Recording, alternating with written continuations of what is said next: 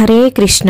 శ్రీమద్ భగవద్గీత 5వ అధ్యాయం కర్మ సన్యాస యోగం నుండి 8-9 శ్లోకాలు.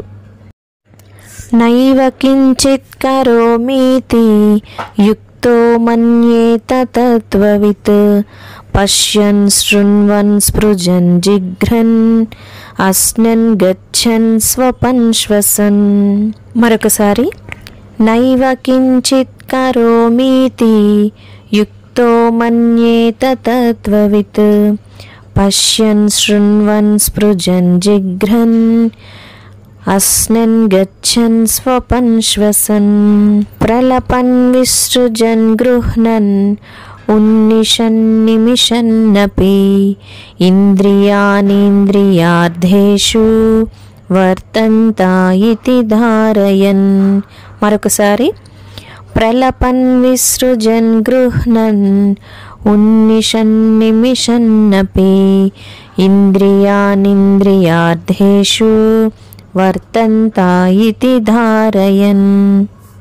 భావం: కర్మయోగంలో దృఢ సంకల్పంతో స్థితులై ఉన్నవారు చూస్తున్నప్పుడు, వింటున్నప్పుడు, స్పృజిస్తున్నప్పుడు, వాసన చూస్తున్నప్పుడు, కదులుతున్నప్పుడు, నిద్రిస్తున్నప్పుడు, శ్వాసక్రియలప్పుడు, మాట్లాడుతున్నప్పుడు, విసర్జిస్తున్నప్పుడు, తీసుకుంటున్నప్పుడు, కన్నులు తెరుస్తున్నప్పుడు, మూస్తున్నప్పుడు చేసేది నేను కాదు అని ఎల్లప్పుడూ భావింతురు.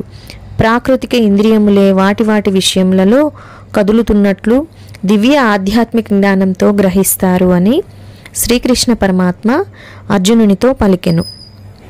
వివరణ: యుక్తుడైన వాడు అంటే యోగయుక్తుడు, ఆత్మజ్ఞానం ఎరిగినవాడు, జ్ఞాని అయినవాడు తాను ఈ ప్రపంచంలో ఏమి చేస్తున్నా అంటే దేనినైనా చూచినా, విన్నా, తాకినా, వాసన చూసినా, తినినా, కాళ్ళతో నడిచినా, నిద్రించినా, ఊపిరి పీల్చినా, వదిలినా, ఎవరితోనైనా మాట్లాడుతున్నా, దేనినైనా లేక మరెవరినైనా వదిలిపెట్టినా, దేనినైనా తీసుకున్నా, ఎవరిని కలిసినా, కళ్ళు తెరిచినా, మోసినా, ఇంకా ఇంద్రియములతో ఏ పని చేస్తున్నా ఆ పనులన్నీ ఇంద్రియములు చేస్తున్నాయి, నేను కాదు, నేను ఏ పని చేయడం లేదు, నాలో ఉన్న ఇంద్రియములకు కావాల్సిన విషయములలో ప్రవర్తిస్తున్నాయి, వాటి ప్రవర్తనతో నాకు ఎటువంటి సంబంధం లేదు అనే భావనతో ఉంటాడు.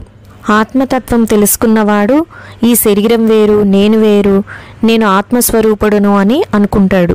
మనస్సు, ఇంద్రియములు మాత్రమే బాహ్య ప్రపంచంలో తిరుగుతున్నాయి, వాటికి నాకు సంబంధం లేదు, నేను కేవలం సాక్షిని మాత్రమే, నేను ఏమీ చేయడం లేదు, వాటి వలన కలిగే సుఖదుఖములతో నాకు సంబంధం లేదు, ఈ ప్రకారంగా అనుకుంటూ ఎటువంటి వికారములు లేకుండా నిశ్చలంగా ఉంటాడు.